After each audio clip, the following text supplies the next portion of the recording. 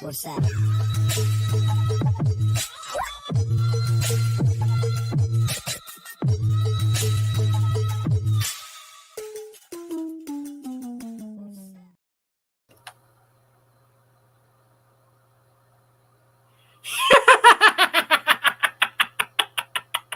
Awesome sauce!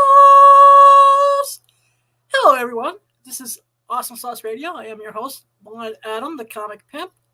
Happy Wednesday, everyone. Unfortunately, Autumn South will not be here this week. She is recovering from a very severe migraine. I hope you get better soon, Autumn. Love you. Thank you for all you do for the show. Before we bring in our guests, I would like to thank some of my sponsors. I'd like to thank Glamour Under the Stars. Glamour Under the Stars is an amazing promotion in the tri-state area. They have a trading card show in Secaucus on April 9th, where you can meet Misha Tate, as well as Tony Storm. That's from like 10 to 5, I believe. Go to Glamour Under the Stars and check it out. They also have a May 14th, Nailin' Palin herself at the Times Square Dave & Buster's, Lisa Ann, and I cannot wait for that. So please tell them that Blind Army sent you. Go to Glamour Under the Stars. Jason, there's your one free promo, brother. We'll talk. Also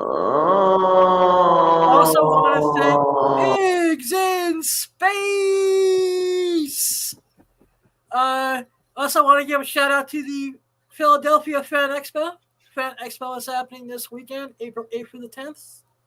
You have the cast of clerks, Kevin Smith, Jason News. You have Ming-Mo Wen, if you're into The Mandalorian. Jonathan Delancey for all the Picard fans. Q's in the house. Donnie Cates, Comic Book Royalty, and Frank Miller. All weekend at the Philadelphia, Pennsylvania Convention Center. I should be there. I'm just waiting for a medical test to come back.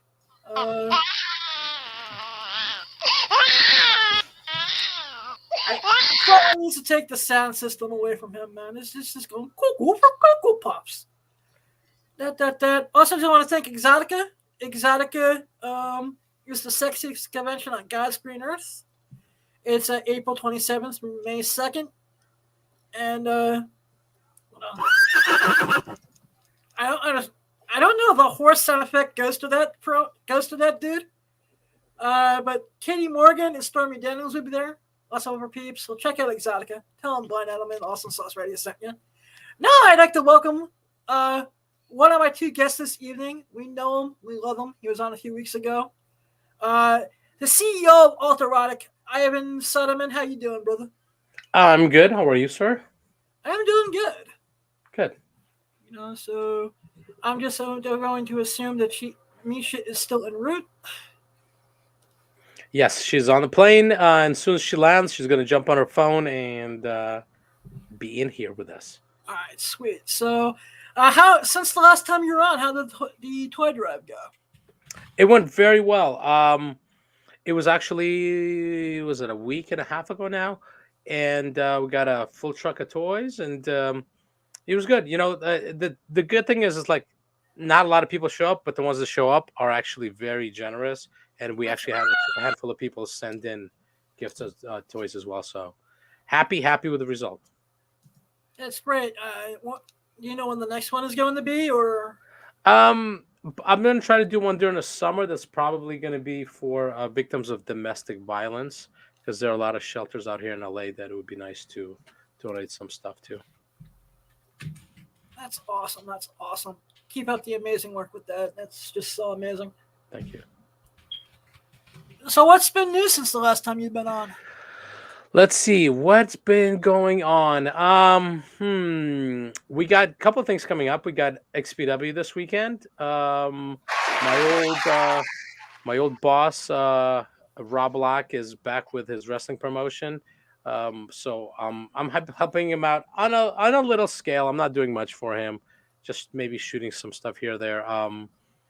Misha's going to be part of the storylines. She's been featured in the storyline on the XPW TV. So we got that coming up this Saturday, and then in 2 weeks we're going to Chicago for, it's called the Satan Sabbath or something like that. I keep forgetting the name What? of it. It's an expo for Satan worshipers, and Misha's going to be the featured guest, and we're going to go there and have a good time. We're going to record a bunch of stuff for our YouTube channel. So we got quite a bit of interesting stuff going on, for sure. That's amazing. Didn't even know a convention like that existed. That's pretty cool. Yeah, Shane, my connection to it, I met him actually at Extreme Associates years ago through Rob Black. He is one of the, I guess he's like a priest of Church of Satan. So he's got a lot of connections. He's one of the people putting the whole thing together, if not the person actually putting the whole thing together. And I like the guy. We've been friends for years. I think people get wrong idea of what Satanism really is. The first time I really sat down and talked to somebody who's a Satan worshiper was Amber Luke, who's one of the models that Autoerotic shoots and helping build their brand. And it's interesting because, I don't know much about it. Just from the things you see in movies or on TV or from like the Bible thumpers about what Satanism really is. And honestly, it sounds actually like the perfect religion if you're a decent human being. They're not running around like, yeah, it's probably has about less bullshit involved tied with. 100% less bullshit. It's based on respect for the planet, for Earth, for fellow man. If somebody, and somebody disrespects you, you're allowed to disrespect them back, but you should treat everybody with utmost respect. So it'll be interesting. Of course, the first question I asked them was like, okay, so you're inviting us to this. Which one of us is getting sacrificed? And he laughed and he goes, neither. I'm like, what was the answer to that question? He's all like, no, that's not what we do. I'm like, are you sure? I'm trying to get out there and be like, oh man, we got to pick a digit. Which digit do we lose to sell our soul? Like pick a number. Yeah, exactly. If you pick between 5 and 8, it was 7. Too bad. Bye. That's right. You got to pick a number between 5 and 6. You get it wrong. Goodbye. Oh man, so we got quite a few things going on besides all the shooting, and Autoerotic has new ownership, so it's been a transition and a half. Yes, I've been reading. Yeah, and it's a good thing. It's a really good thing, and it's more of a focused company now, unlike it was before. So, but it's just more work. Which is fine with me. I mean, I prefer work and paying bills than not working, right? So we got that. Yeah, I heard that. Like I said, since the last time you were on, I wrote a couple scenes. I'm very close in early pre-production on a very simple BJ scene. Mm-hmm. So a friend of mine owes me a favor. And she's just getting started, so I was just like, "Hey, I have a mini vids. I can show you how to put together a mini vids real quick, and you can take it from there." So we decided to do a content trade. Nice. And when are you guys shooting? We're still trying to figure that out at the moment.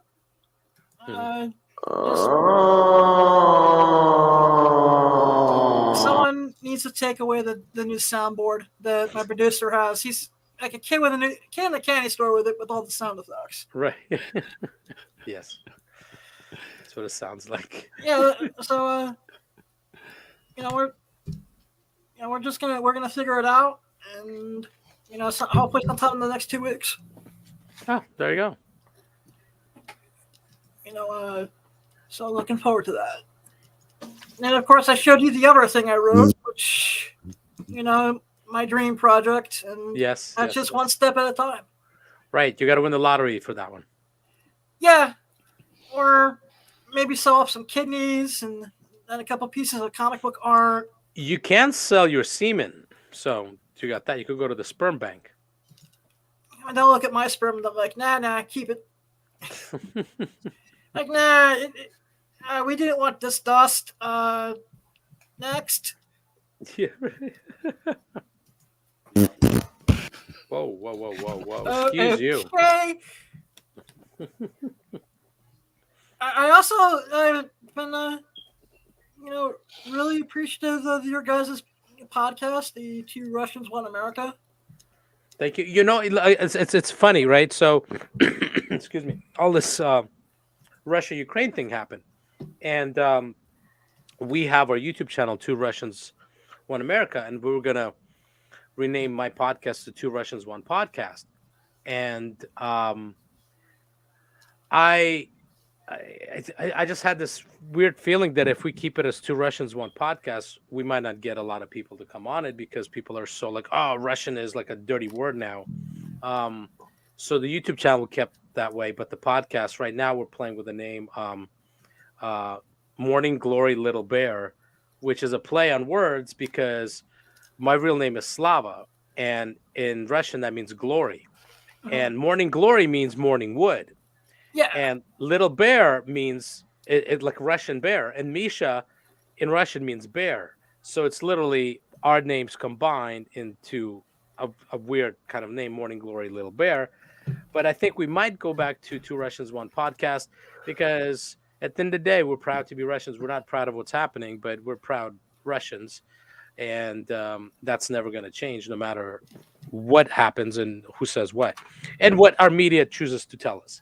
So for a while, it was one of those things where like we were iffy about it. And I'll be honest with you, all this stuff that's happening and all the sanctions, it made me more proud to be a Russian Jew than ever before. So this is a message to that is a message, and I'm giving that message. Oh man. I also we're waiting for Misha to join us. So she really rented out a theater. Yes, she rented out for our first date, our first meeting. It was crazy because once we got on the phone the first time, we spoke for hours, hardly about work. It was about like who can out nerd each other. Which I sound so fascinating. Yeah, it was crazy because like she was quoting Twilight Zone, and I've literally seen every episode of Twilight Zone, God knows how many times, because I grew up on Twilight Zone.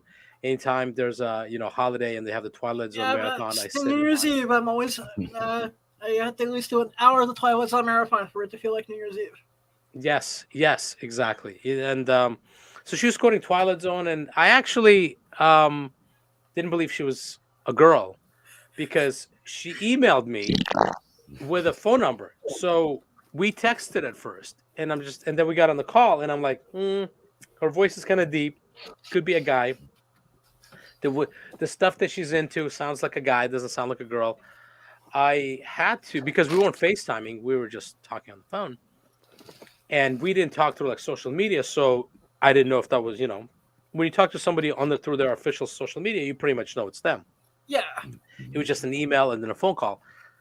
So in my head, I was questioning the fact that she was a female, and I had to go to her OnlyFans clips just to see if she actually was a female. And they're like, oh, well, there's a female there, but I can't hear anything because all I'm hearing is like, oh, like that's not what she's saying on the phone. So I was like, how am I going to get her to moan on the phone to compare the sound of her on her OnlyFans videos and and her in person?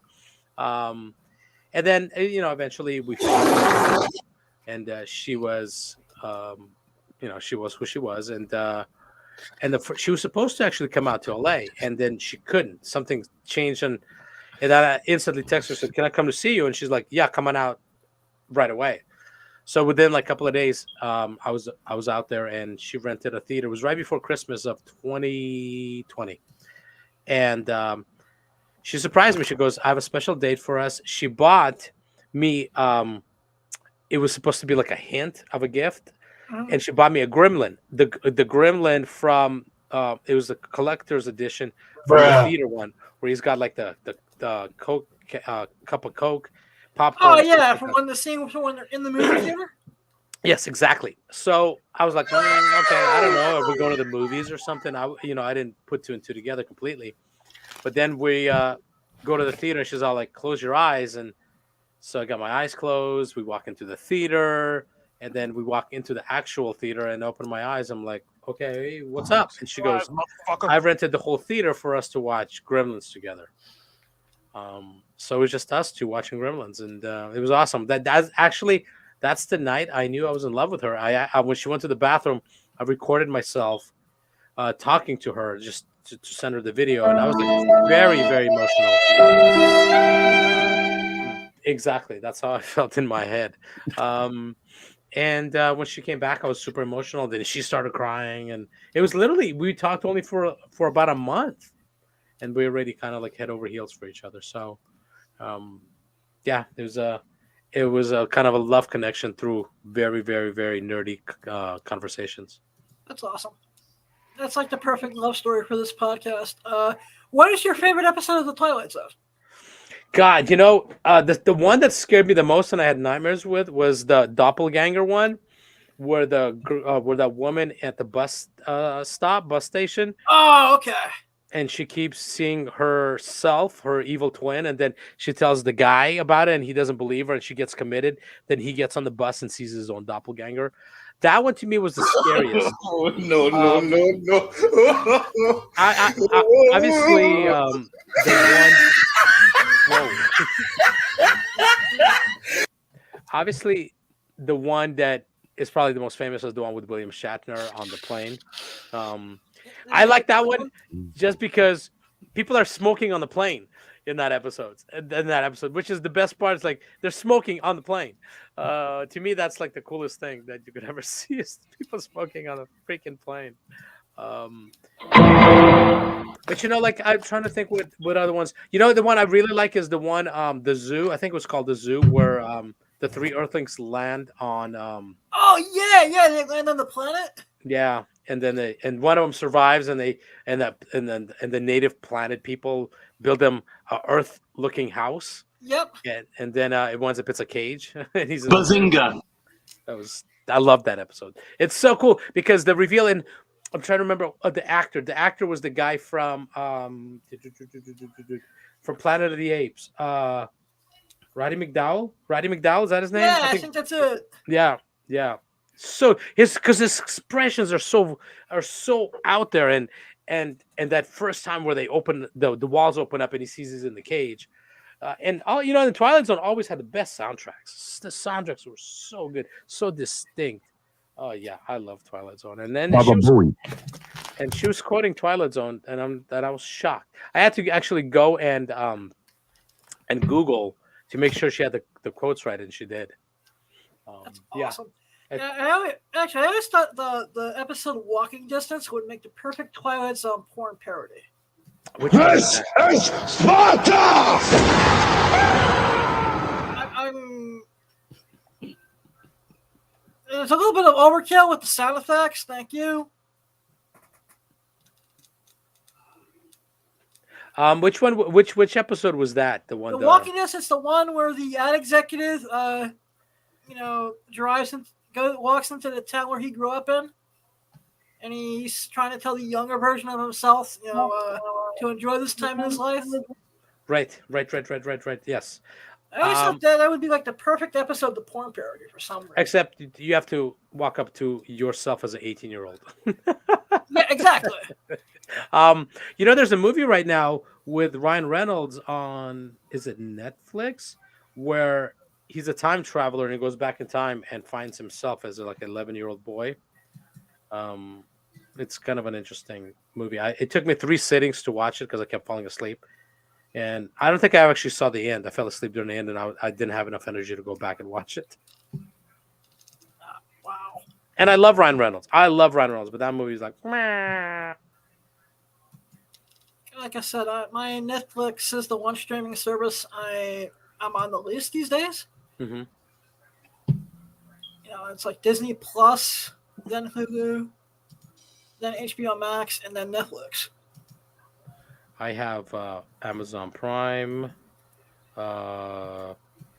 Netflix, Plex, which is like just like a download app that my brother put on my computer. We could just Yeah, I use download it. that too. What else is there? Hulu. Um, I had Discovery Plus because I loved 90 Day Fiance. So I think I'm probably gonna break down and get Paramount, just because Star Trek. Because of what? Star Trek. Oh, Star Trek. Okay. I what was that? I forgot. There was one that I wanted to get. I think I just canceled my ESPN Plus because I don't watch UFC anymore. I used to watch UFC. Can we not watching UFC anymore? Yeah. Why? It's boring. I mean, like there's so many shows. It's not a novelty anymore. It's just too much.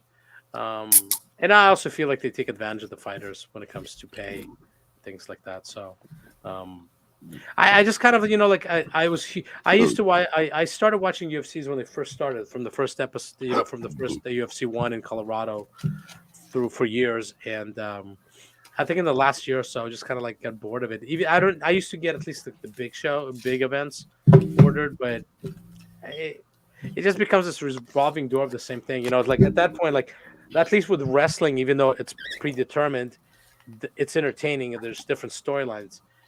MMA, it's like okay, it's the same thing. Bunch of dudes punching each other in the face, and yelling at each other. I'm kind of over it.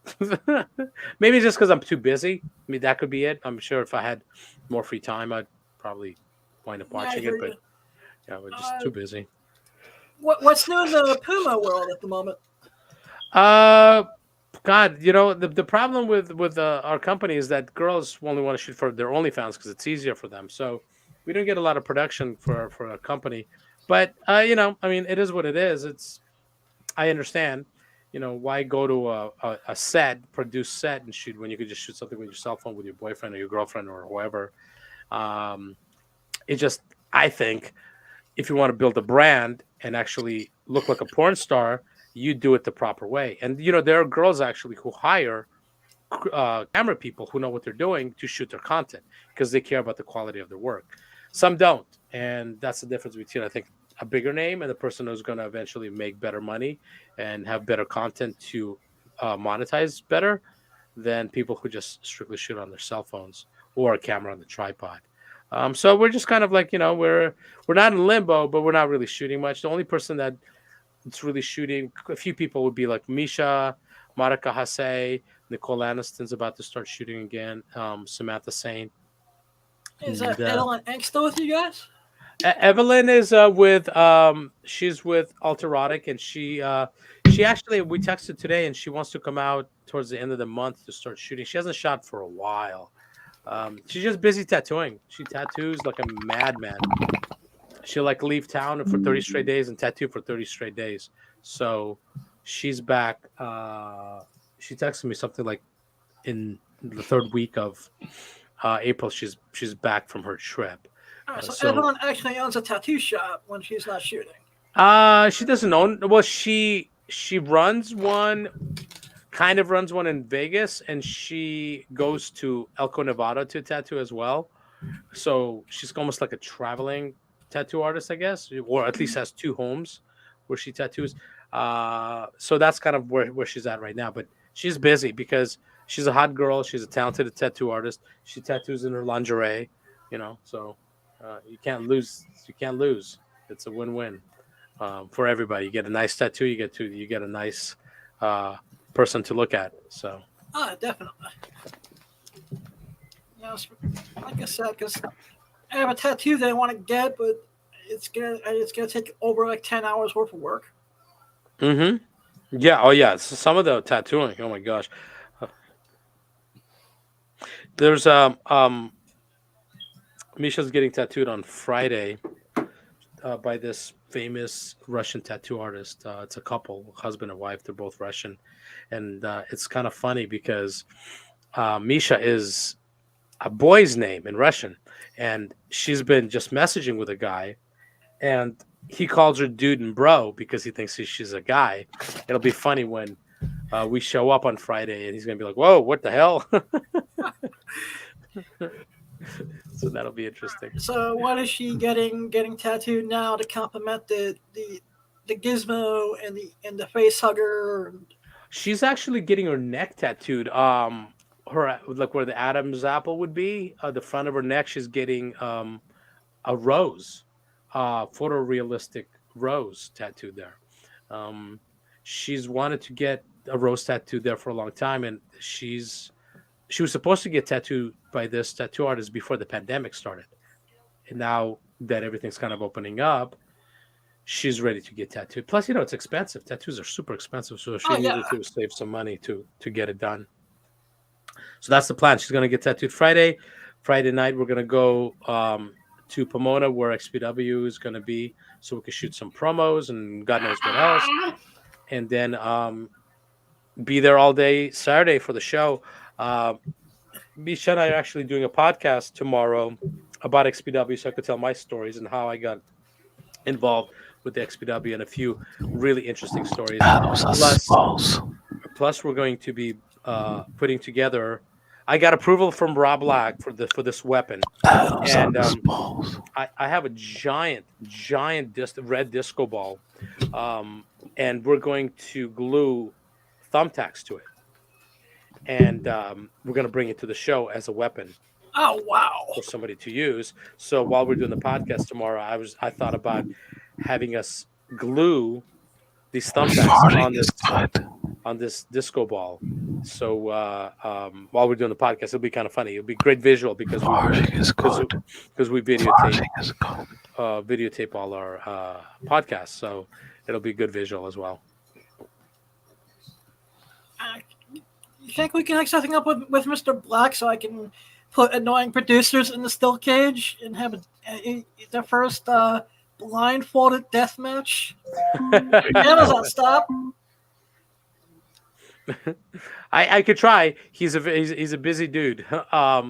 Especially like putting all this together. And I'm sure he's like very.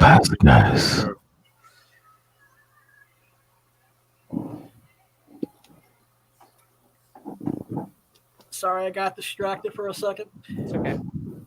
So good. So, what advice would you give for someone just starting their career in adult? They have a couple concepts in their head, but they're just trying to starting to build a brand. I think, especially getting into adult, same with like when you're doing independent, low budget filmmaking, work within your means. When you're writing your scripts, storylines, scenarios, whatever it may be, you should always take into consideration what you can shoot and what you have access to. Whenever we've done our horror movies, the reason our horror movies were successful is because we worked within our means. We didn't try to step outside our boundaries of what we can afford, what we can shoot, and how we can shoot it. So if you're comfortable knowing what equipment you have, what resources you have, what your abilities are, then you could really work around that and make it the best possible product you can. And again, when it's your brand, you want to do it your way. So you shouldn't compromise anything when it comes to building your brand. You do build it the way you want. Also, you got to take in consideration, especially with adult, obscenity laws. So you really need to learn your legalities. A lot of people don't. This is the problem that all these clip stores had. It was that one, people didn't do paperwork. People shot shit they shouldn't be shooting. And now, from what I'm hearing, some politicians are trying to bring back strict obscenity laws when it comes to adult. So I've been reading. Yeah, so it's one of those things where you really have to do your homework. It's not just like, oh, I'm going to fuck on camera and I'm going to make millions of dollars. It's bullshit. That never happens because if you don't have a brand and you don't have a way, an outlet to sell your content where people on the mass want to see it, it doesn't matter. You could shoot the coolest shit and nobody knows who you are. It goes nowhere. So you got to build your brand properly. But in building your brand, you do only what you feel comfortable doing, because then it'll show on camera. If you're doing shit that you don't want to do and it looks like it on camera, it's wasted time and wasted motion and everything else. So yeah, I mean, work within your means and make sure you do exactly what you feel comfortable doing and don't compromise yourself, and then you'll have a good time. Thank you for that advice. I'm actually taking that to heart. Thank you. Of course. That's I try to tell that too. When we shoot brand new girls, I try to tell them the same thing because I'll tell you, I've shot girls that literally you're like, you shouldn't be here because you're not equipped emotionally, mentally, physically, um, because these are the people that think that they're going to make money right away getting into the industry, and that's not how it works. They're the ones who have like one scene under the belt. They are automatically using the Yep.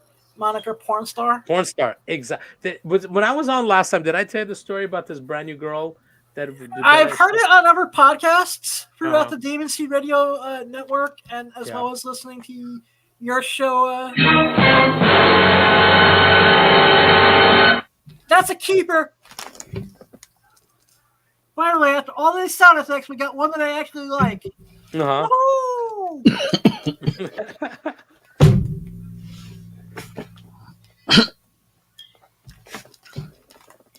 Yeah, it is a very fascinating story. Yes. It's one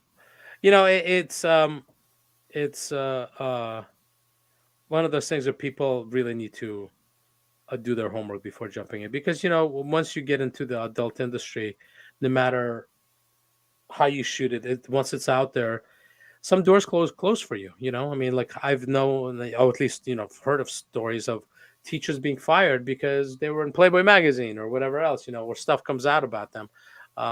But that's why, like during the pandemic, all these stupid people decided to jump on OnlyFans, and then all of a sudden they try to go get a regular job again or get their job back, and they're like, "Oh, I can't get the job." Well, maybe you should have thought about it before Maybe taking if off you your didn't go clothes. on OnlyFans. That's exactly it. It's stupid to me that these people literally, oh, you'll get people that are on OnlyFans. They're like, that's not porn. And then you get other people like, I'm on OnlyFans. I'm a porn star. First of all, you're not a porn star. Yes, OnlyFans is porn, but just because you're OnlyFans does not make you a porn star. So, but again, that's people who just don't know. They don't understand what goes with having sex on camera and for the world to see, or even for two people to see. It doesn't matter. Um, so it's something that this should be really, really thought through. I mean, like I've had girls regret scenes afterwards, and we had to pull scenes down. I had a girl. I'll tell you a funny story. It's kind of funny, I guess.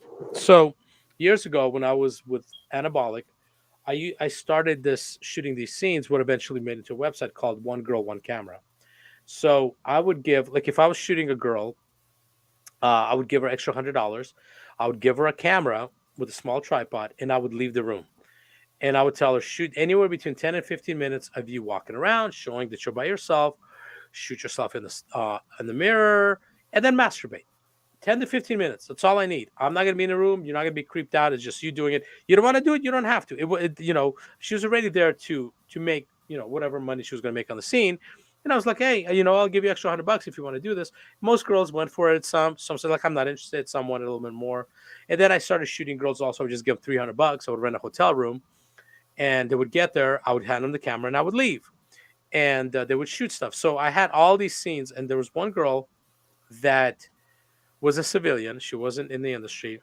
She wound up hooking up with our sound guy at one of the, our music guy at one of the AVN conventions. He brought her back to our room and banged her while we were supposedly sleeping. I got video of it. I got video of the audio, not the actual act, because it was pitch black, and I thought it would be funny to record it. Never did anything with it, obviously, because we can't legally, But she later hit me up, and she's all like, "Hey, are you still interested in shooting, doing this thing with girls, shooting their solos?" And I'm like, yeah, of course. So I've rented a hotel room. So now, the day's costing me anywhere between like $450 and $500, because paying the girl $300, paying for the hotel room. I don't need the hotel room. I just don't want them shooting anything in my house. So, it's like I would get the hotel room. And back then I was making good money. So like it wasn't that big deal. But so she came, she shot, she left.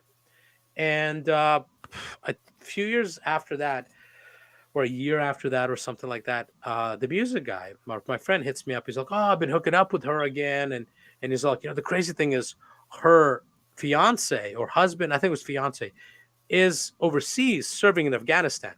He's a military guy, and it pissed me off. I'm like, and I told him, you're a fucking asshole. Like, this guy's out there risking his life, and you're like banging his fiance. And he was right. He goes. If it's not me, somebody else is going to do it, because she's obviously that kind of a hoe, to do things like that. That's what So, gets with the hose, but like, it's just so. She hits me up literally, like, it's just timing wise. It was so weird. She hits me up about a week or two after I find this out, and she's all like, "Hey, Ivan, remember that scene I shot? Can you pull it down off the internet?" And I go, "No." She's like, "Look, I'll give you your $300 back." I go, "That's not how it works, because it's not just on our site; it's everywhere now, because we've made tube clips to promote it. Affiliates yeah, have taken it to promote the scene, promote the website.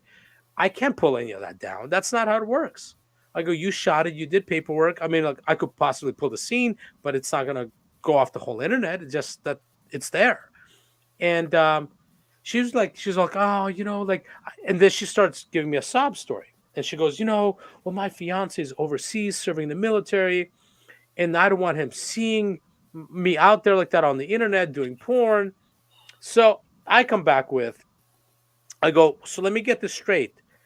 You are worried about your fiance seeing you doing a solo by yourself in the room from a year ago, but you don't think he's going to get mad that you're fucking dudes behind his back?"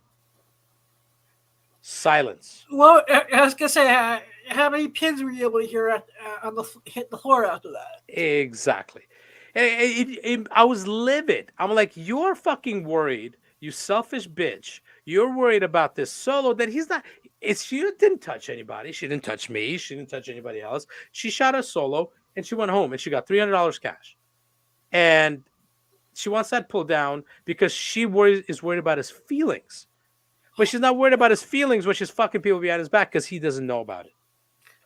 And I had to set her straight and never heard from her again. Good riddance. I hope he found out she was cheating on him, and he told her to go fuck herself or go fuck somebody else. Sounds like the girl needs a lot of therapy. She definitely needs something, that's for sure. But she's not getting any more scenes out of me. Yeah. So, what kind of girls shouldn't be in the industry? Girls that are mentally unstable, because the industry does not cater to people that are mentally unstable, because the industry is cutthroat and it's very chatty, it's very gossipy, it's very cutthroat, and it's sadly, if you have issue with substance, it's not going to help you. It's going to only accentuate that, because sometimes, especially when you're busy working a lot, kind of like it goes with, like musicians. Why are musicians always on drugs? Because they can't fucking handle the reality. They're tired. They travel too much. They work too much. They need the escape. And what is their escape? They can't escape from their job, from their career, because it's there. Their escape is alcohol, drugs, sex, whatever it may be. Same goes with the people in adult. People in adult work their ass off, the ones that are successful, and sometimes they need an escape. And you hope that their escape is their family, or loved ones, or whatever it may be, rather than drugs.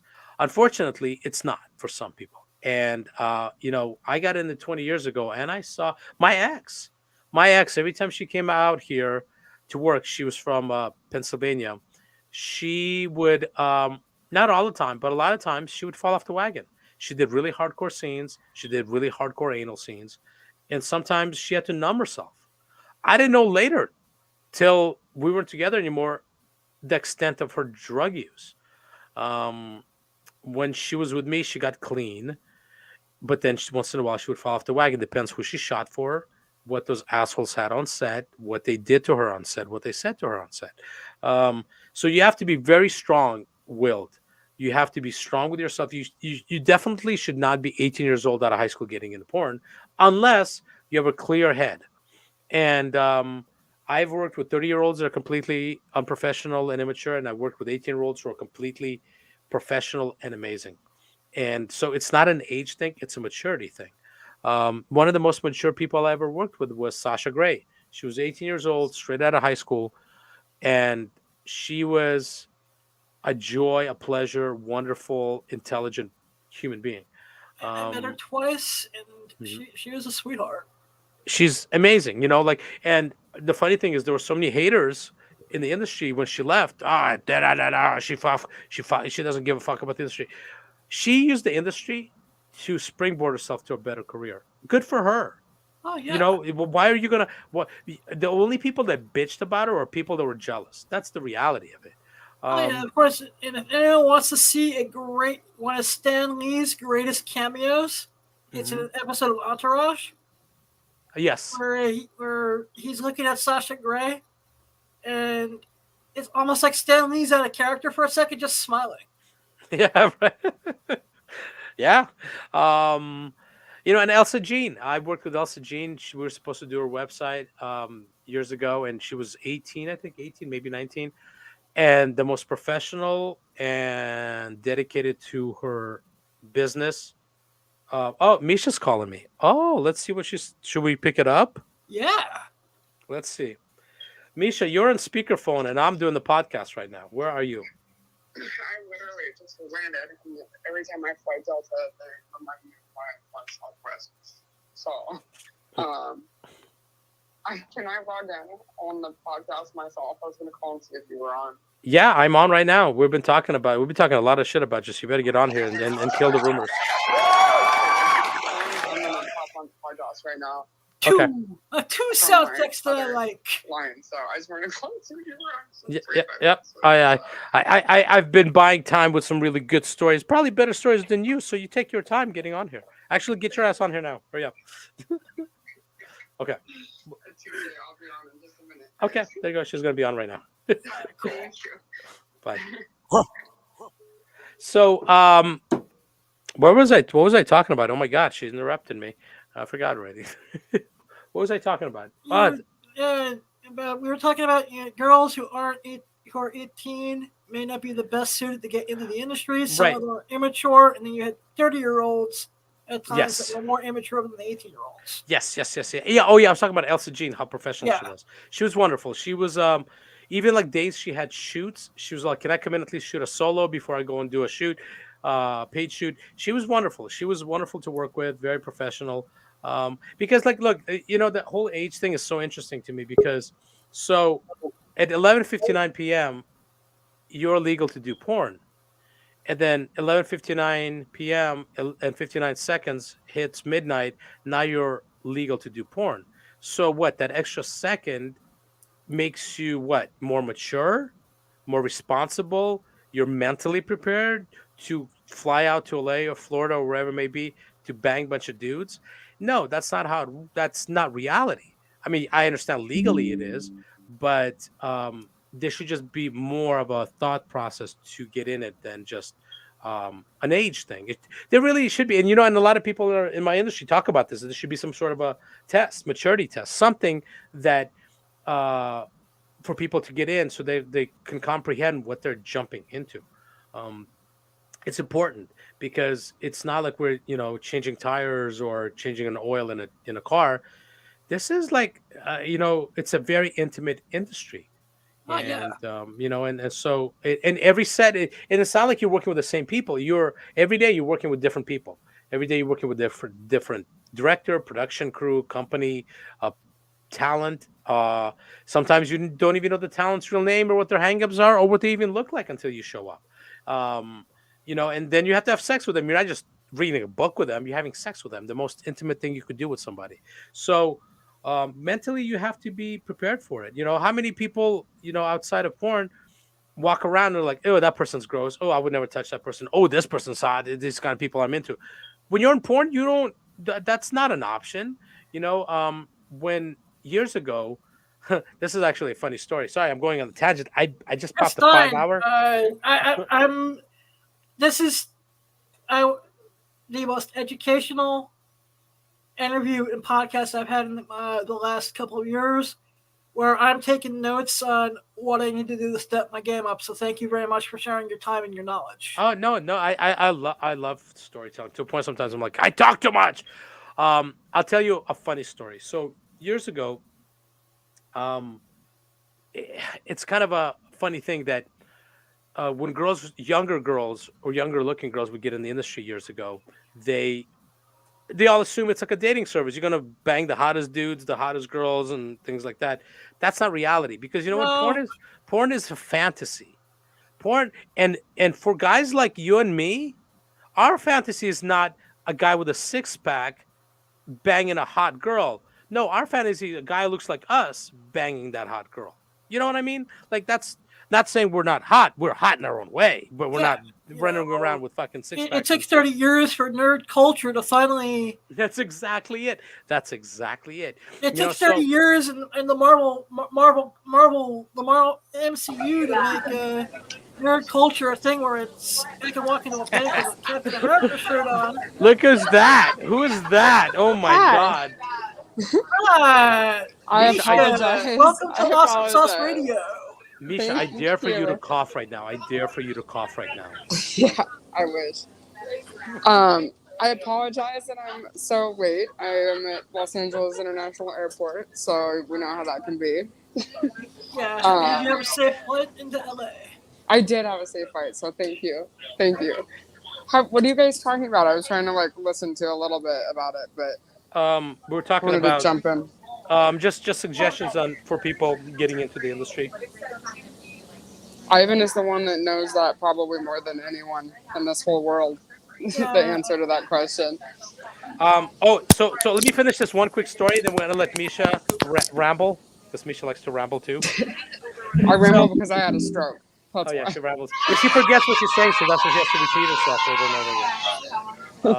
So I was editing for this company, and we were just talking about how years ago the new girls, the young looking girls, had to work with dudes that looked like me, not dudes that looked like Johnny Sins, because that was the fantasy back then. And so my friend, he was directing for a guy from Spain who funded these scenes, and all he wanted was the brand new hot young looking girl or young girl with a guy that looked like he was 60 or over. He could have been 50 as long as he looked like he was 60 and over. He was booked. If he was 70 and looked like a 35-year-old, no bueno. He has to look old. So, and it had to be shot super amateur, no lights. Even the pictures were just like on camera flash, and I was in charge of editing these things. And let me tell you, it was the most fun I ever had. You know why? Because watching these brand new girls look like deer in I the headlights. lost their mind. So what the best part was the director had this brilliant idea of he did the pictures halfway through the scene, the hardcore pictures. So the girl didn't see the guy naked until um the scene started. So she wouldn't see him naked until videos rolling, and he made the guys wear the BVDs, the little tidy whities. And the best part is the girls on her knees pulling down his little tidy whities to see his wrinkled balls and gray pubes. And the look on their face, and he would always come in for the shot. Priceless. Let me tell you, it was the most priceless, most entertaining moment I've ever had in porn. And I look forward to editing these. I'm like, dude, I'll give you a deal so I can edit these, so I can watch this train wreck. You And it gave was me something entertaining. new to search for on the internet. That's my story. So, Misha, can you please tell my audience who you are and what you do? Oops, sorry. Um, I can. My name is Misha Montana. I'm an adult performer, director. I'm the chief brand officer and production manager at Ultraviolet, and I am a stroke survivor. And here I am. I'm happy to be on the show. That's awesome. So, how did you get your start in the industry? I actually got started in the industry because I reached out to, I was kind of in and out of it like a little bit before, but then like when I fully committed to it, I actually sent an email to that gentleman in the right hand upper corner, and I wanted to meet them. I actually wanted to get tattooed. And when I talked to Ivan for the first time, we talked on the phone for like hours, and it ended up being like this really great connection that I never expected to happen. Yeah, I heard you So, guys had a very nerdy conversation about Lord of the Rings swords, Twilight Zone, and all sorts of cool stuff. yeah, it was great. I never expected that in a million years that it was going to be like that. And what a whirlwind we went on after that. It's been a crazy, crazy year and a half. I'm sure, as everybody knows Cian, and anybody that follows me knows too. It's insane. Yeah, But you've had a crazy year and a half. it's been crazy, and it just gets crazier, I feel like, by the minute too. So, but it's all good, you know. I mean, there are a lot of things that have happened that have not been good, but then you take, you know, for example, with the stroke that I had, I mean, we turned it into a multi award nominated movie. So it's one of those amazing things. showcase and a very inspirational story.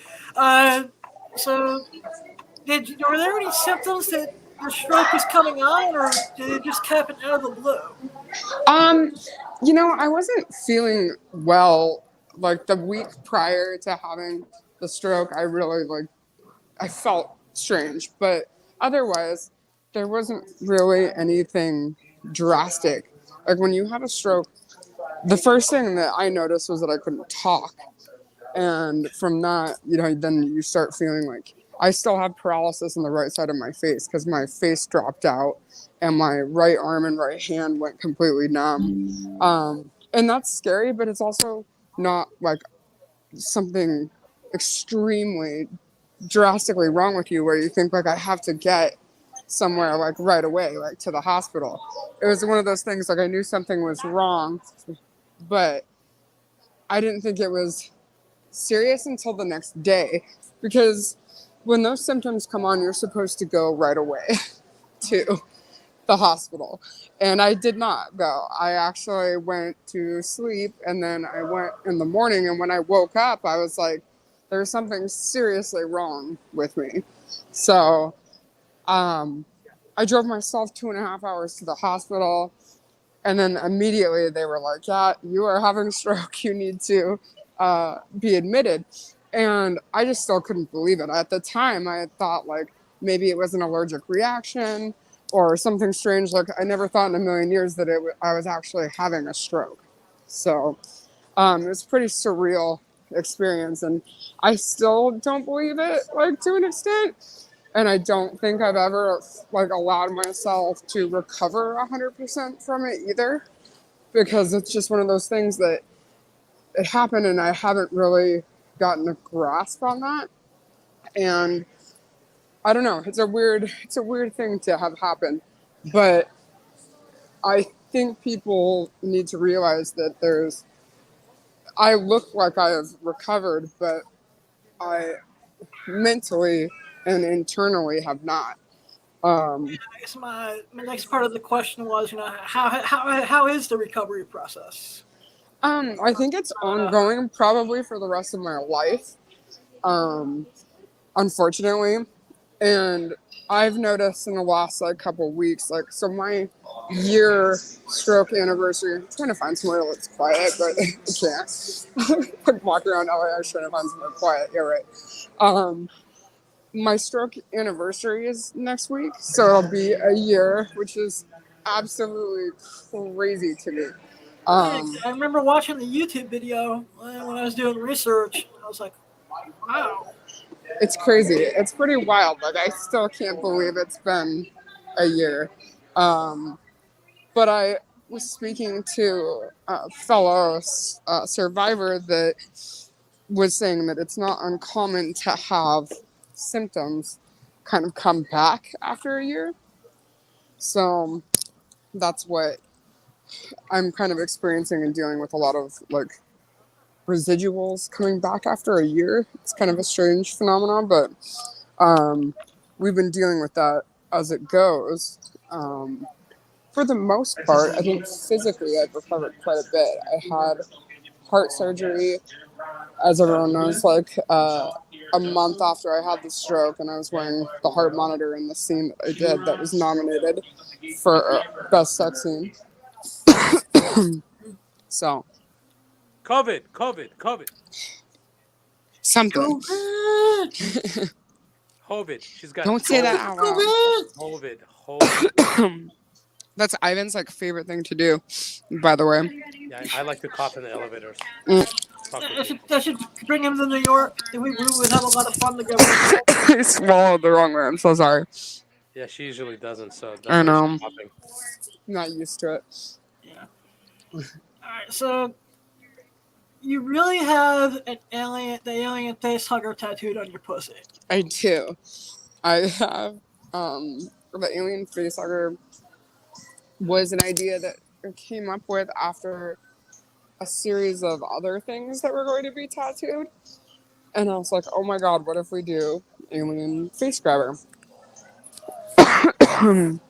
So we commissioned an artist to do it live at the AVN virtual red carpet. And it was so brutal and awful and horrible, and I would never recommend doing it to anyone. How many hours did that take to complete? It was like, what, like 5.5, Ivan? Yeah, it was about between 5 and 6 hours for sure. Yeah, it was a long, long, excruciating process, let me tell you. We were at the studio at 11 in the morning, and we didn't go home till 4:30 in the morning. It was, it holy was shit. a long day. Yeah. It's worth it, for sure. I mean, I absolutely love it.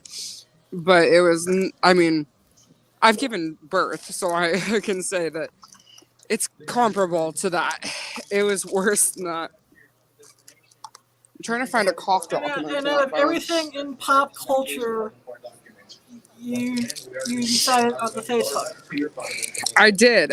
And you know, I just thought it would look like really, really cool to be like. I always list like at least like 50 good reasons why you should get a tattoo, and that's because when I was like 16 and my dad, I asked him if I could get a tattoo when I was 16, and he said no. So now he said, well, if you want to get a tattoo, then you have to give me 50 reasons why. And I gave him 50 reasons, and then he still said no. And then I went and got it anyway.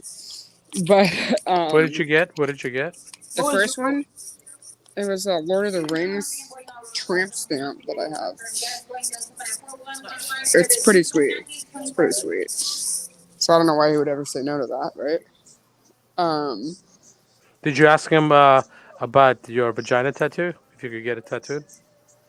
Yeah, I definitely don't think I'm going to run that one by my dad. Okay. He's never seen it though, right? I don't think so. Hopefully not. My mom's seen it. Whoa. This is a different show. She has dementia though, so she won't remember it. It's okay. Every day it's a big surprise. Oh my god, look at your tattoo. Dark comedy. It is true. But no, it's awesome. Like, that's cool. I guess I would be more if I was a bigger fan of the Alien franchise. I'd be more like, that's awesome sauce. Right. Unfortunately, my first exposure to Aliens was Aliens 3, because I think Lona Ryder is a jilf. But that's a different story. I love that.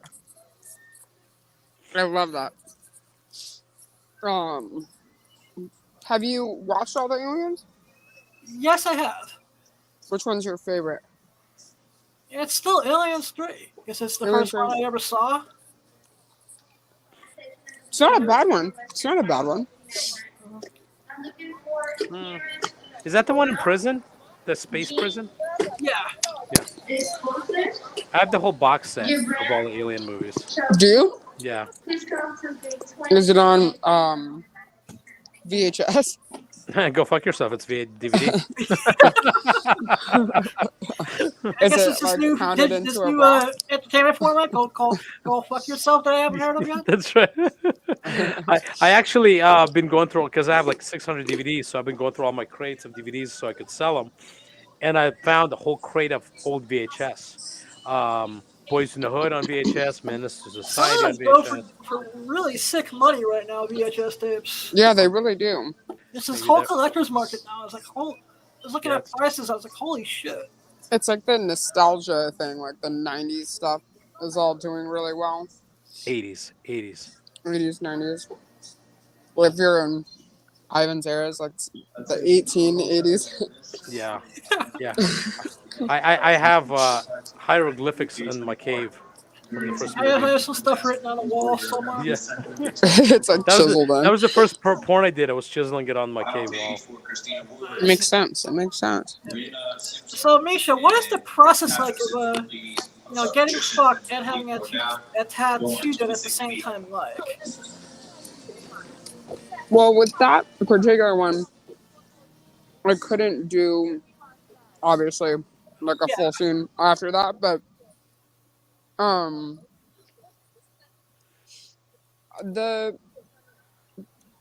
we're trying to think of how many I've had, like which one.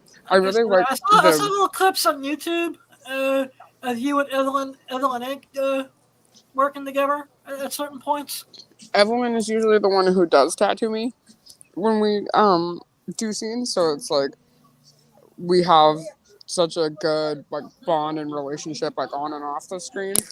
But that was I think one of the only I've had 3 done with her. One of the only ones, or the only 2, were actually like it was simultaneous, where like a lot of people like don't understand that like in our scenes like we're not actively tattooing and doing scenes, where the ones that I did actually are active. So for example, when I had my nipple tattoos done, I was actually like fucking Johnny Goodluck while she was tattooing me. Shout out to Mr. Good Luck. Yeah. Shout out Johnny Goodluck. Shout out One Ellen. half of the flagship show on Demon Seed Radio Wednesday nights. Welcome. Check the archive out at www.demonseedradio.com. Oh yeah, it's great. It's fun. The other ones, that was probably my favorite one, just because it was like cool. I love my nipple tattoos like more than any other tattoo that I have, other than the alien. But the ones I've had in scenes, those are so cool, and it's fun. Like I don't think people understand. Like it's really fun to do this It stuff. seems like a blast. I was just wondering, some of the technical stuff behind it. It's interesting for sure, because there's a lot that goes into it too. Like it's not just you do it and whip it out. Like we're on sets for 14 hours a day half the time too. Like people think you just like show up and like do your thing and leave, but there's a lot of work, prep, planning that goes into these scenes. So that's why it means so much to me too to be like involved in the creative process and the writing process and all these things, because then you get to watch it come to life, and that's your baby. You have these projects that you're attached to, and they mean like so much, because it's cool to see them all come together and people to be excited about it, or people to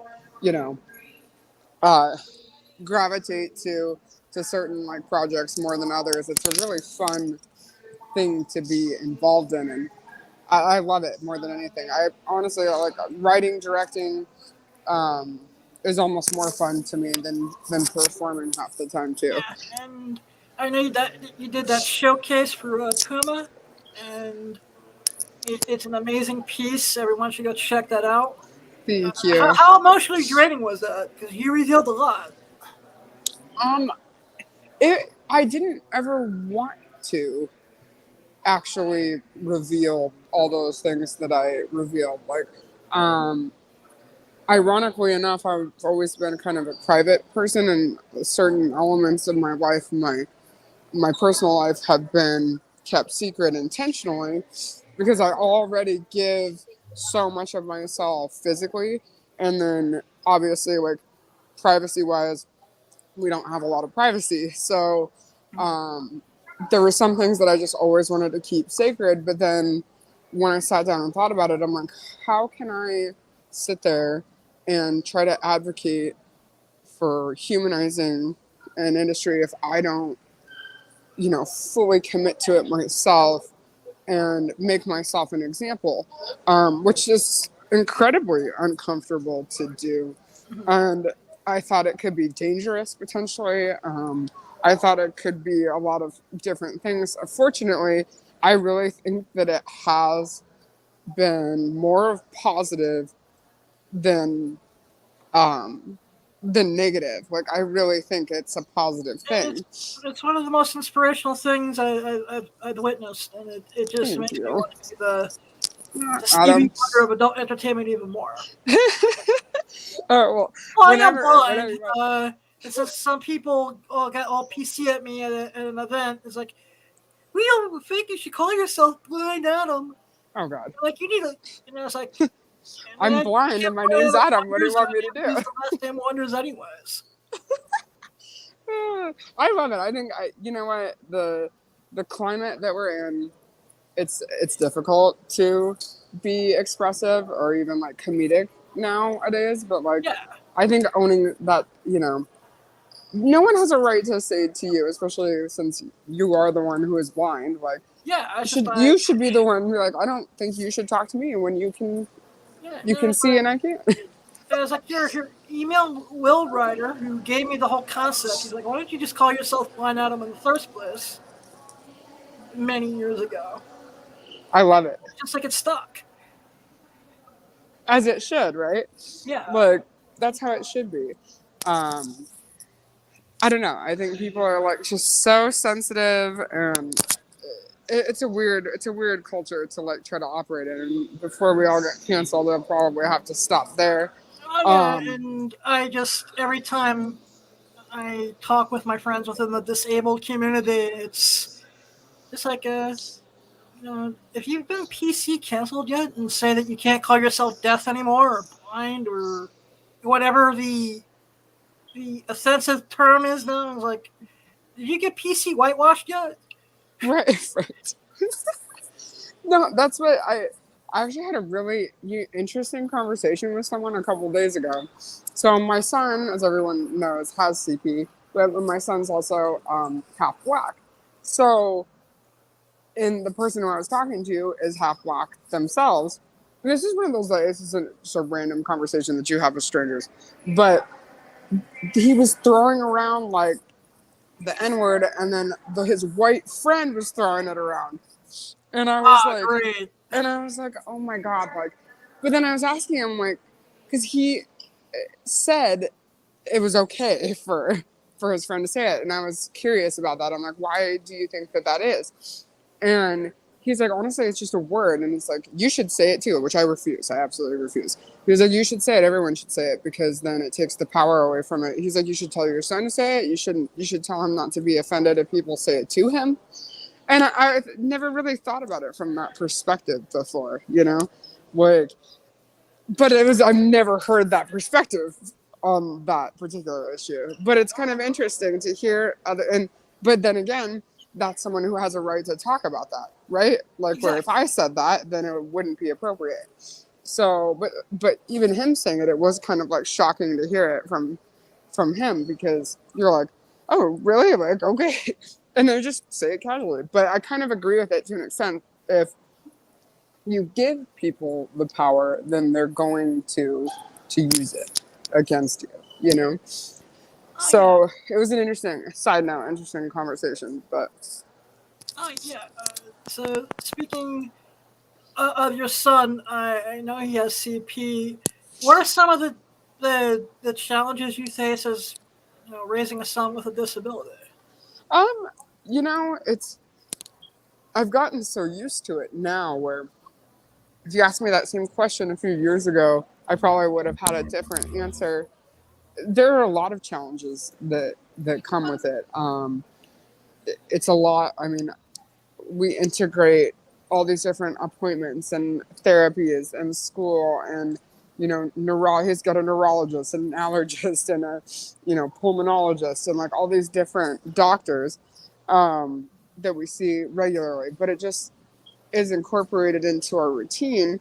And there are a lot of challenges with it. The biggest challenge, I think, to me, is trying to raise him in a healthy environment where he's given all of the opportunities that anyone that would be what's normal, quote unquote, functioning would have.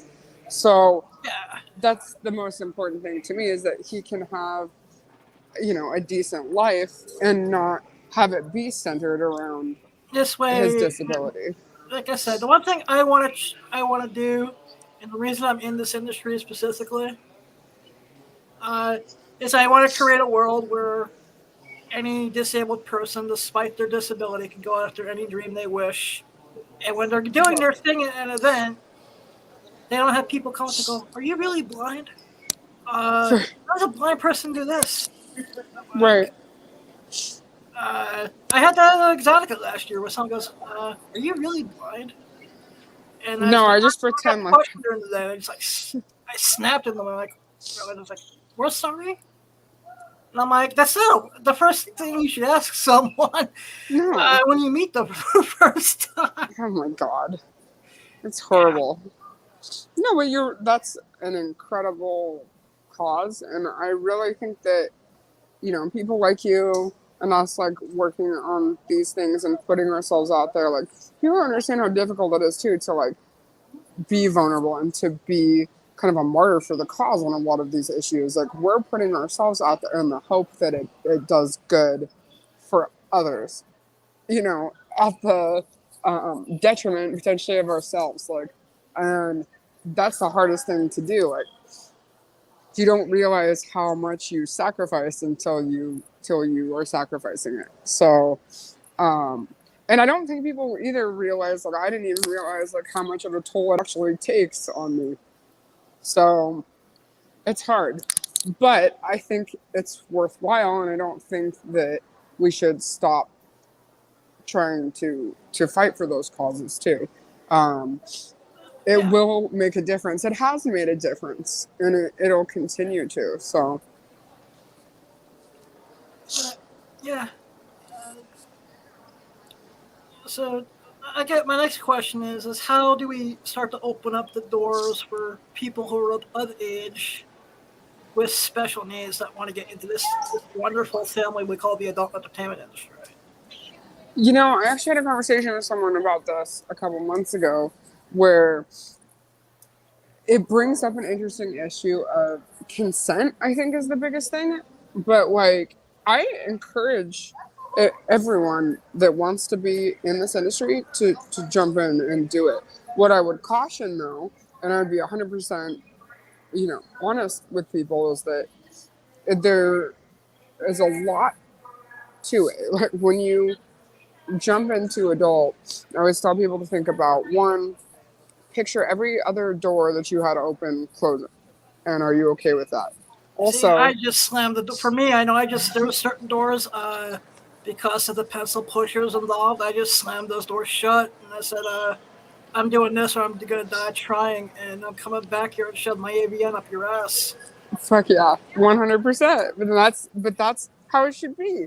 If you're going to do it, then that's the attitude that you should have. And I support it. Like, I fully support it. I just want people to think about their consequences. I think most normal sane people should think about the consequences. Right. I just was at a point in my life that was just, you know what? I've always wanted to be a living supervillain. And I was like, there's the Howard Stern thing with me is already out there. Since I lost my virginity on Howard Stern. Did you really? Yeah. So Rebecca Love and Caressa Kisses back in 2003. Oh my God, I didn't know that. That's so awesome. And I have to send. I'll send you and Ivan the clip. Did you know that? I didn't know that. I'm waiting to lose my virginity to Misha, so. I know. His butthole virginity. That's. You're assuming too much right now. Like I said, I'm the only one on the show who's been for weeks offering people his anal virginity, and Oh, you've been offering it? I will totally take it. There you go. I love it. There you go. Okay. Plot twist. This is a plot twist. Basically, that means I don't have to sell the sideshow I prepared. because Leia's out because I can't afford that right now. Sure. Unless I sell my kidneys. You might want to keep those for a little bit. Hang on to your kidneys. Yeah.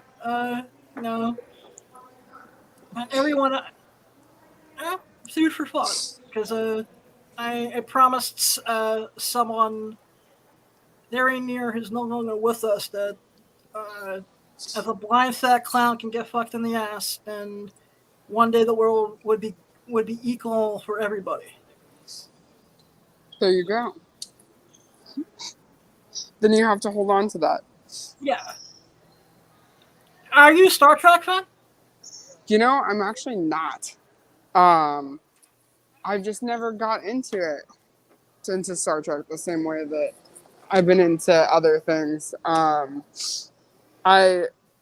love Lord of the Rings, love Aliens, Gremlins, horror movies. Like, I love it, but Star Trek never was my thing. Star Wars probably more so, but I never got into Star Trek. Okay, I guess I will throw my Star Trek question out the window. Oh, no, don't. No. Basically, I want to know if you could fuck either Kirk or Picard.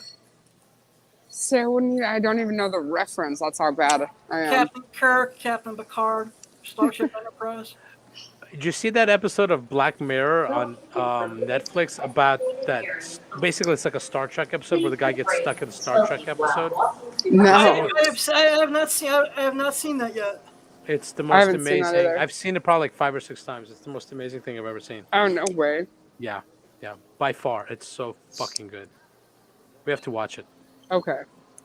We'll watch it. Ivan and I were talking Twilight Zone before. Okay. Yeah. See, Twilight Zone. Do you have a thing? What's your favorite episode of the Twilight Zone? I like the one where they're at the diner. I don't know what you'd call They it. read the fortunes. Well, the real Martian No. Police Stand Up was that one.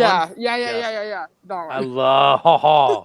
That's We wrote my a whole favorite. porn script around that, but we just haven't had a chance to shoot it. So That's You awesome. did? yeah, it was supposed to be originally the scene with a girl who's no longer working with us. Oh, Cameltonians. That's right. Yeah. That's right. Well, the real Cameltonian, please stand up. That's what it is.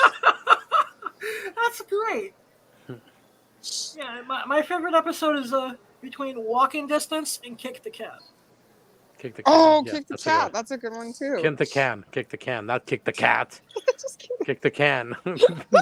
Poor kitty. You like that? don't fuck with cats either. You wanna- Okay. No, Oh my 'cause I God. just love the fact that the little kids playing in the yard in the beginning are actually the adults that are living in the home. Yeah, so good. Rod Serling was a fucking mad scientist of. He was a filmmaking. genius. Yeah, complete genius. If you ever want to cry, there's a Rob Sterling documentary out there that is really sad to watch. Right, because he died lonely, right? Died of lonely old. He got lonely, sad and man, he died, on an oxygen on an OC tank. Ugh. That's horrible. Yeah, man. He died in the Twilight Zone episode, He basically. died in the Twilight Zone. Yeah, that happens. Fair. Horrible. Misha, what's better to give, hand job or blow job? Blowjob. Which one? Whoa, calm down. Siri's spying on me, so Siri, calm down. On my Okay. other phone. Definitely blowjob, for sure. I think, I do think, though, that being said, that, hand jobs are, vastly over or underrated, I guess you could say. Mhm. Because people are like, so lame and boring, but, I think you can spice it up and make it a thing. Let's get it. Yeah, that you can.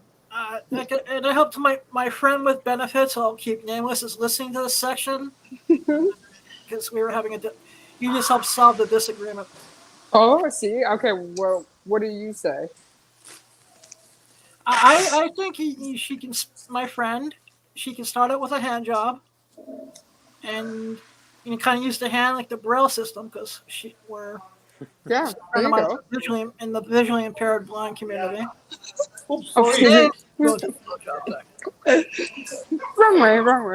Watch where you point that camera in the bathroom, Misha. We're not trying to get sued here. Jeez Louise. I know. Well, I had to blow my nose. Sorry. Not a problem. No one was exposed. So simmer down, Babushka. Adam, you ever do a podcast in the women's ladies' room? Yeah, this is the first. Yeah, sorry. At the airport, well, like I cannot believe. Side note, like Delta sucks so much, and I always like I didn't have a choice today. If I needed to be down here today, it was Delta or bust, and I'm like, there were 45 minutes wait, well 50 minutes wait, and then you have to take a fucking bus from the stupid airplane back to the terminal, which I forgot that you had to do. So it just adds like another hour of time to the whole thing. Because I was like, oh, it should be fine. Like It's I'll been just like get 15 in. years since I was in LAX. It doesn't bother me that much when I fly Southwest, but anything else is just like kind of ridiculous. So I'll remember Southwest. I If love you could fuck Southwest. Misha, if you could fuck a superhero, who would it be? Captain America. Wow, someone who didn't in the 6 years I've been podcasting, someone who didn't use Batman right away. Oh, was it always been Batman? Batman is like the overall winner. Really? That's Adam, it's because interesting. she's a fake Russian. That's what she said, Captain America. Well, and it's You should have said the Red Skull. and But it's Christie's boyfriend who's Captain America. So I'm like, oh yeah, that or Aquaman. Aquaman. Nice. What if we just did like a superhero gangbang? I'd be way happier with that. That would be awesome, Sauce. It's like, how do you pick just Since one? I'm the one who on the Comic Crusaders website.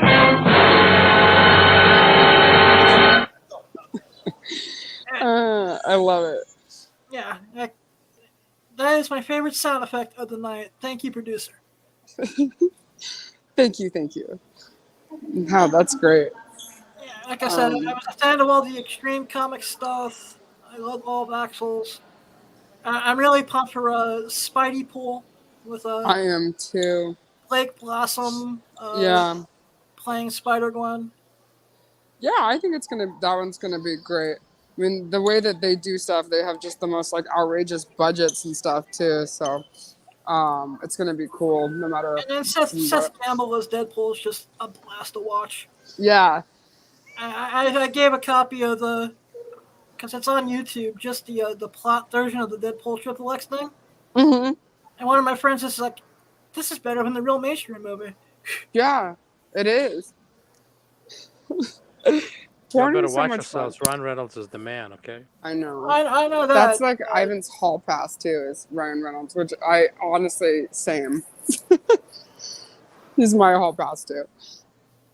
Him and Marilyn Manson. Marilyn Manson is my other hall pass. And Ivan's is Brad Pitt. Yes. Sweet.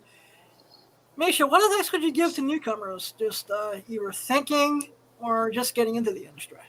I think it's definitely something that you need to think about a lot, as with everything that you do in life. But you know, there's a lot more to porn than there is probably in any other industry. I don't think when you become a doctor, you necessarily have to sacrifice the same things that we potentially have to sacrifice.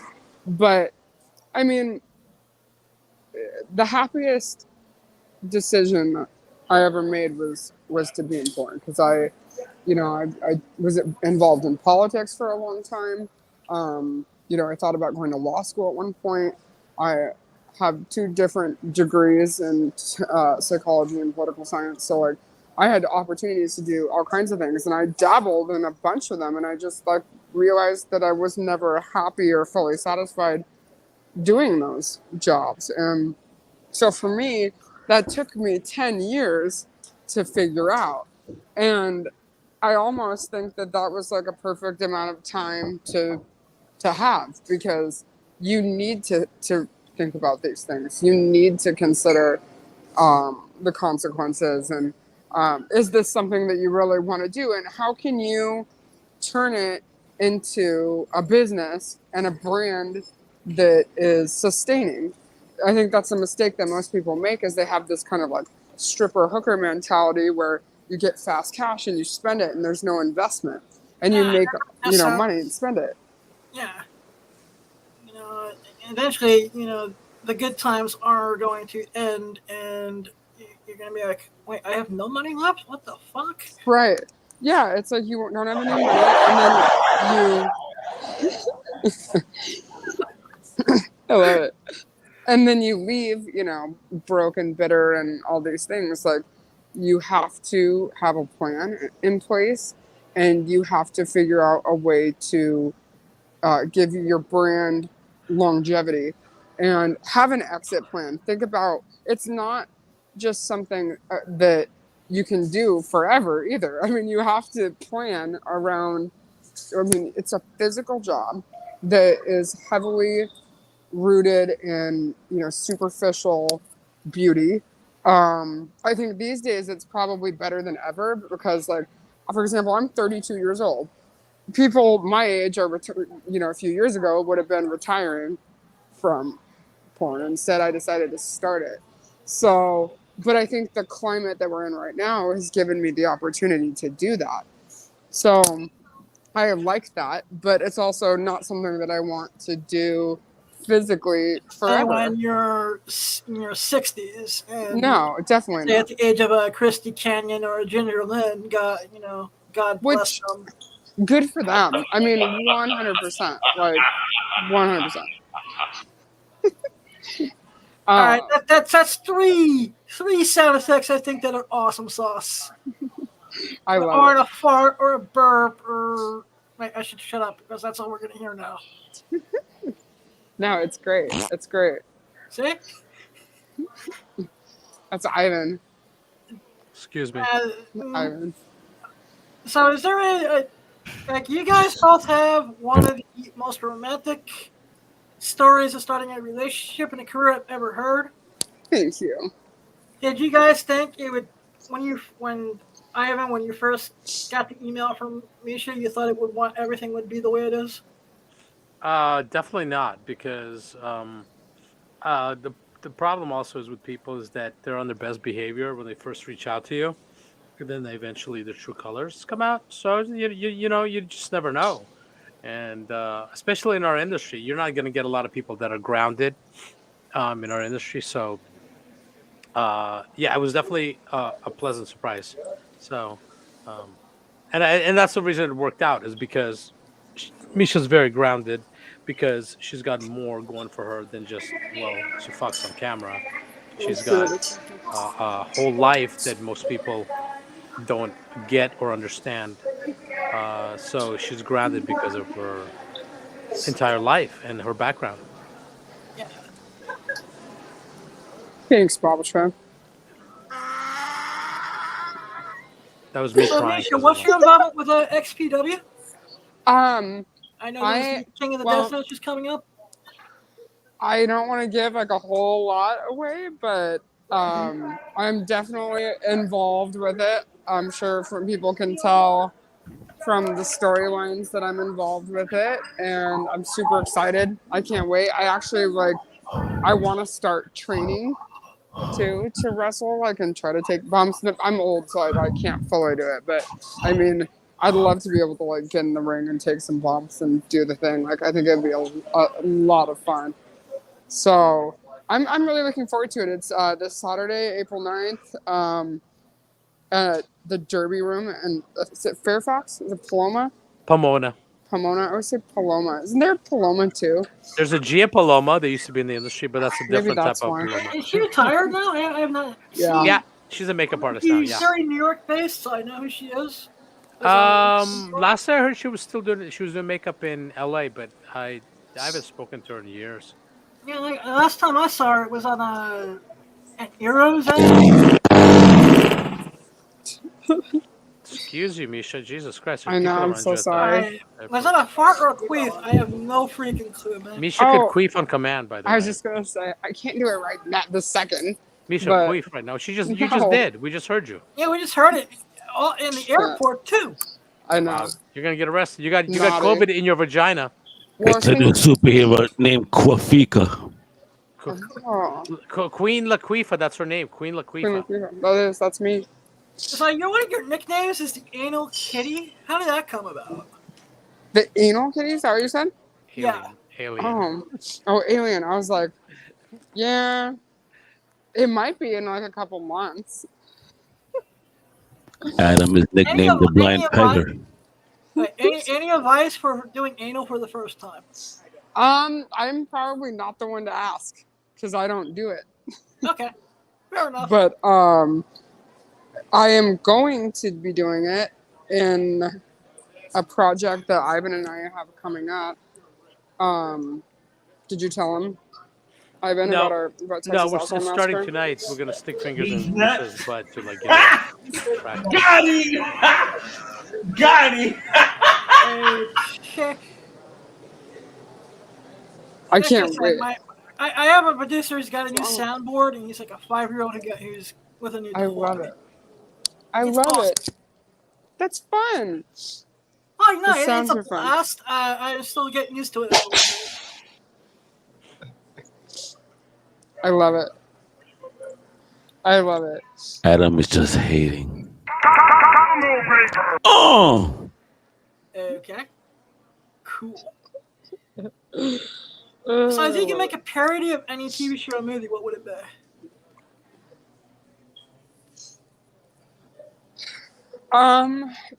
Good question. I love parodies. I don't know. What have we not seen yet? We were talking about this recently. Didn't I come up with something else? Slava? I don't know. Have you? All right. I want to do Sweeney Todd for sure Nice. and make it like a musical. You know what TV show just calls for parody is Three's Company. Is that? Yeah. There's so many different ones that you could do too. I think it would be cool. I've been toying around with Be super making the cool. What honeymoon, would you like do, a Adam? honeymooners parody. Honeymooners. Yeah. Straight to your anus. Right? Instead of straight to the moon. Yeah. Did I lose you? Hello?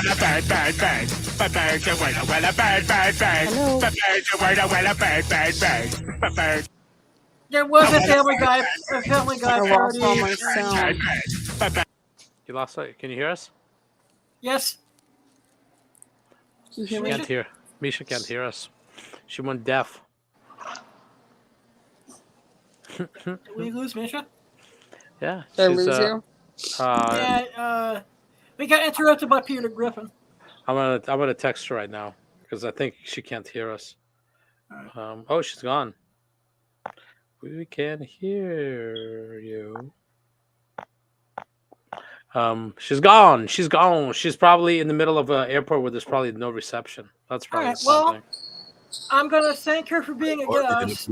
Oh, she's back. I'm back. My dad tried to hit me with a cast iron pot. I If forgot I to lose you again, then. burn down the whole house. Yeah.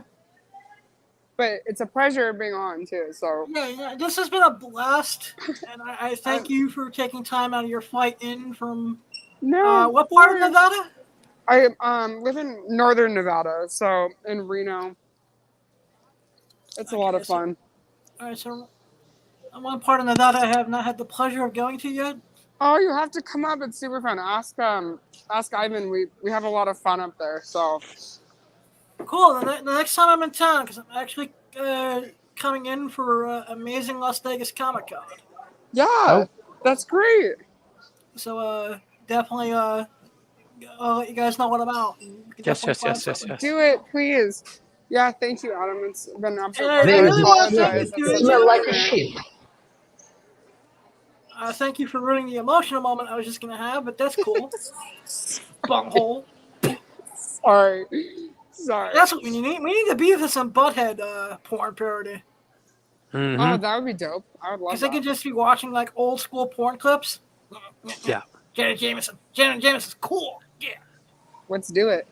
I love it. I really want to thank you for sharing your time and your knowledge. No, thank you. I appreciate it. And maybe we could try to do a jump on too, and we have a little bit when I have not so much chaos happening around me too, and then we'll do Cool, something. definitely. I'll hit you up during the week because Awesome. I really did have something I'd like to pitch. Yeah. Oh, that'd be starts great. the Alterotic brand, and I really thank you and Ivan, and anything I can do to help in the future with future toy drives or anything else. Yes, please. Oh my gosh, we'll talk about it too. That would be great. I'd Yeah, love that. Also, you have an open invitation for Awesome Sauce Radio, so. Awesome. Thank you. No, Thank that's so great. And come on our podcast too, Adam, when you can. That'd be awesome. I will, man. We'll definitely set something up. Sounds good. That's awesome. Thank you so much, my dear. It's been a pleasure. All right, take care. Thanks, Adam. Talk to you soon. Talk to you soon, Ivan. Yes, have a good night. Same to you. Bye. Bye. Well, everyone, this has been Awesome Sauce Radio. Remember, you don't need sight to have a vision. It's not what happens to you, it's what you do about it. This is America where the streets are paved with gold. All you need is $1, a dream, a will away. You'll kick those asses. You'll take those names. You'll pimp those whores. You'll gain some fame, maybe. Be safe. Be well. I'd like to thank Glamour Under the Stars. Check them out, especially May 14th at the Times Square Dave and Buster's, where you can meet the lovely and talented Lisa Ann. Exotica, April 27th through May 2nd. They're in Chicago, Illinois. Get some pictures of Stormy Daniels. I know I'm going to if I get there. Of course, God willing, I'm assuming that I don't have to quarantine when I get the results of my test back. This weekend, San Expo Philadelphia, April 8th for the 10th. Kevin Smith, Jason Mewes, Mingle Win, Donnie Cates, Frank Miller. It's nice to get back to conventions again. Pay for your porn. Buy the comics that you like. You always win. Was that a fire? I love you all. Blind out.